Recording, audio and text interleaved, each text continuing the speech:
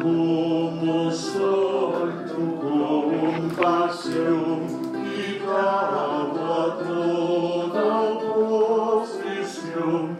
Ya pertenezco todo a ti, Cordero de Dios, heme aquí.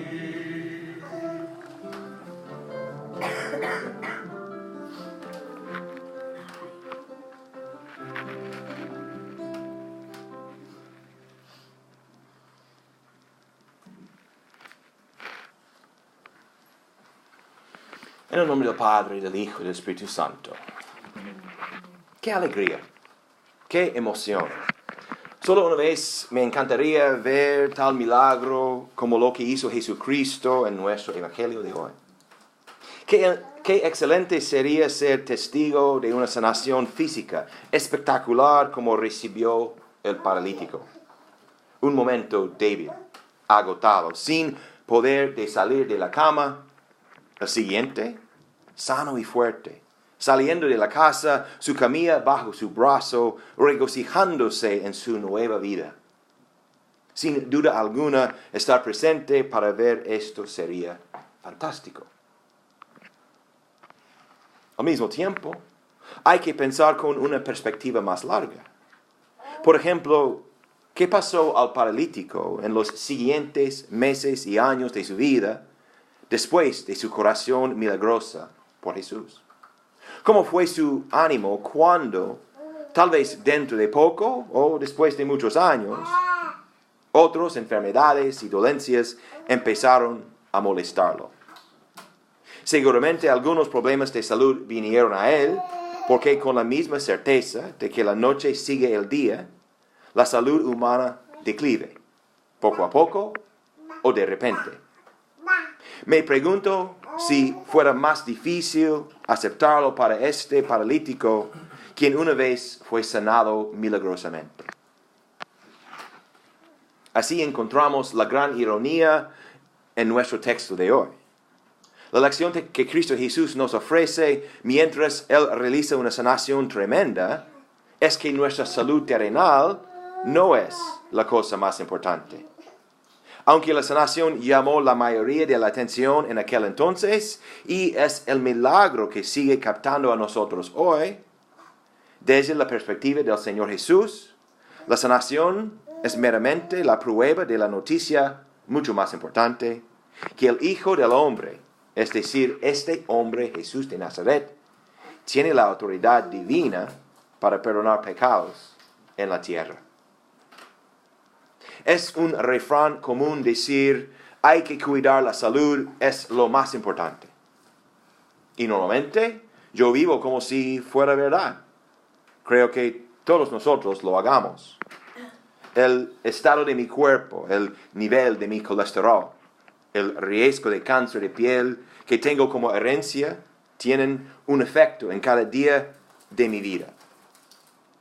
Pero me fue recordado de cuán importante es la salud en mi mente y en mi corazón el mes pasado durante la visita de nuestra nieta.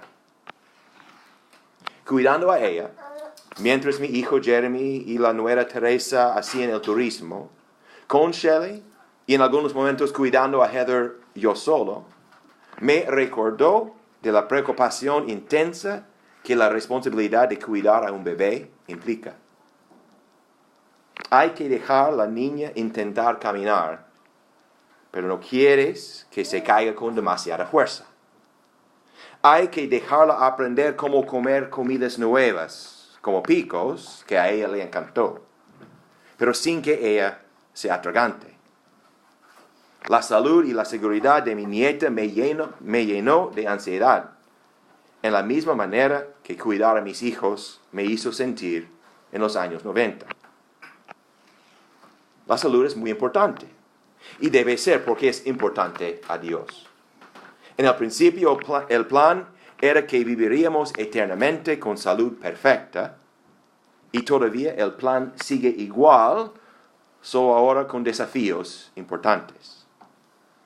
No hay nada mal en preocuparse por la salud y seguridad de nuestros queridos, ni desear mantener mi propia salud para que pueda continuar disfrutándome de ellos. Pero sabemos que es posible tener demasiada preocupación por la salud y la seguridad, la nuestra y la de otros, porque es imposible crecer y vivir una vida alegre sin riesgos y problemas. Hay que dejar que la nieta se caiga y hay que gestionar el declive de mi salud. Pero aún aceptando la importancia de mantener una actitud realista sobre la salud, sin embargo, Jesús nos apunta a algo mucho más importante. En un sentido, Jesús fue un médico famoso, porque produjo milagros asombrosos de curación, dando nueva fuerza a piernas inútiles, vista a ojos ciegos y salud a piel leprosa. Hizo resurrecciones, volviendo a muertos a sus familias. Muchas veces sus palabras vinculadas con esos milagros nos sorprenden. Con frecuencia ordenó que sus pacientes mantengan sus curaciones secretas. También usó las curaciones para enfadar a sus enemigos. Pero su conducta con el paciente de hoy es muy extraña. Entendemos desde San Lucas y San Marcos que Jesús estaba en casa, enseñando la palabra, y que la casa estaba sobrellenada de gente, forzando a los amigos a subir en el techo y hacer una abertura para bajar a su amigo paralítico ante Jesús. Una vez que el paralítico esperanzado estaba en la presencia de Jesús, todo el mundo esperaba una sanación. Pero el Hijo del Hombre, no teniendo en cuenta las expectativas de otros, tiene otras prioridades. Le ofrece una absolución al paralítico. Escuchad de nuevo. Y sucedió que le trajeron un paralítico, tendido sobre una cama. Y al ver Jesús la fe de ellos, dijo al paralítico: ten ánimo, hijo, tus pecados te son perdonados. Me pregunto de qué fuera la reacción del paralítico. Ningún de los evangelistas nos la dice. Pero vemos la reacción de los escribas, los líderes religiosos que siempre seguían a Jesús porque querían evaluar toda su enseñanza, con la esperanza de descubrir un error grave para desacreditarlo. Y lo hallaron, o así pensaban, en su absolución del paralítico. Los escribas decían dentro de sí: este blasfema. Nadie puede perdonar pecados excepto solo Dios mismo. De esto podemos ver que el propósito de Jesús en curar al paralítico fue establecer su autoridad, la autoridad de Dios, ahora hecho hombre, la autoridad para hacer cualquier cosa que Él quiere, incluso perdonar pecados. Cuando empezamos a pensar en los problemas de la vida, enfermedades, pobreza, delincuencia, depresión, adicciones, fracaso de convivencia, sean lo que sean los problemas, en relación con el pecado solemos poner el carro antes del caballo en nuestro juicio de causa y efecto. Es natural pensar que los problemas nos dirigen a pecar. Por ejemplo, soy pobre y tengo hambre, por lo tanto soy ladrón. O porque tengo grandes tristezas en mi vida, estoy enojado con Dios. O tengo mucho dolor físico o emocional, por lo tanto yo abuso del alcohol, o de la medicina o las drogas ilícitas. Solemos pensar que los problemas son la causa de nuestros pecados. Y es verdad que puede haber un círculo de causa y efecto. Un pecado causa un problema, que invita a otro pecado, que nos trae otro problema, etc. No obstante, y esto es imprescindible para entender la salvación de Dios, en el fondo los problemas de la vida son síntomas, no causas del pecado. Fue debido al pecado que la enfermedad, el odio, el hambre, la pobreza y la soledad entraron en el mundo. Por ende, aunque Jesús tiene misericordia perfecta por la debilidad del paralítico, su prioridad no es la sanación temporal, para darle buena salud para un determinado tiempo. Más bien la prioridad de Jesús es darle el perdón de sus pecados para que pueda tener paz con Dios y en el reino que viene, salud perfecta en cuerpo y alma para siempre. Para conseguir esta prioridad tienes que tener el perdón, porque esto es la única solución a nuestro problema primero y principal. El mundo no quiere oír de pecado hoy. Muchos dicen que es una invención de la iglesia cristiana para controlar a la gente. De hecho, es considerado mal educado hablar de pecado, incluso en muchas iglesias.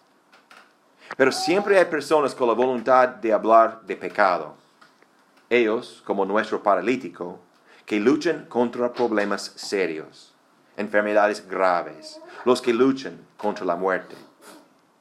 Y para ministrar a tales personas no conozco una lectura del Evangelio mejor que esta historia, que nos explica las prioridades correctamente y que nos muestra nuestro médico divino, el que nos cura a través del perdón. Hay mucho para considerar en la pregunta de Jesús. ¿Qué es más fácil, sanar o perdonar pecados? Parece muy fácil decir, ánimo hijo, tus pecados te son perdonados. Pero es cierto que perdonar es mucho más difícil. El Hijo de Dios podía sanar un paralítico sin esfuerzo. Pero para que su palabra de perdón al paralítico tuviera eficaz, Jesús tendría que hacer algo mucho más difícil. Para que el perdón de los pecados sea un hecho en la tierra y en el cielo, Jesús tendría que ir a la cruz para sufrir lo peor del mal de los hombres. Además, tendría que aceptar toda la ira de Dios, de su propio Padre, contra todos nuestros pecados. Por ende, Jesús usó la curación del paralítico para demostrar su identidad y su autoridad, Dios hecho hombre, venido a la tierra para ganar el perdón de pecados para todos. Sí, perdonar pecados es mucho más difícil que sanar enfermedades. Pero con Jesús tenemos los dos, curación y perdón. Ahora tenemos pleno perdón, una fuente de perdón inagotable, llena de la sangre sanadora de Cristo, siempre disponible a todos los pecadores que buscan a Jesús en arrepentimiento y fe. También porque Dios es bondadoso, recibimos muchas curaciones durante nuestra vida terrenal. No todas, pero muchas. Además, la curación eterna y perfecta nos espera en el reino de Dios que viene. El paralítico sanado por Jesús se volvió a estar enfermo de nuevo más tarde. Pero por la fe en el perdón de sus pecados, proclamado de la misma boca de Dios y cumplido en la cruz, este ex paralítico recibió el mayor don, el mismo don que Dios nos ofrece aquí, hoy, el perdón de nuestros pecados y la promesa fiable de la salud eterna. En el nombre de Jesús. Amén.